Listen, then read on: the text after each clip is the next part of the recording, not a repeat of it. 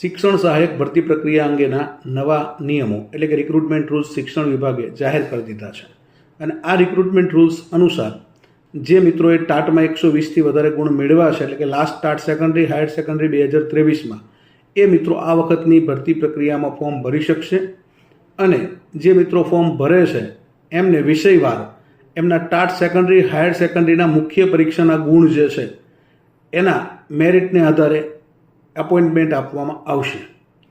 એટલે કે તમારું ટાટ સેકન્ડરી હાયર સેકન્ડરીનું જે સ્કોર છે અગાઉ જ્ઞાન સહાયકની ભરતી પ્રક્રિયા જે મુજબ થઈ હતી એ જ મુજબ આપણી શિક્ષણ સહાયકની ભરતી પ્રક્રિયા થવાની છે।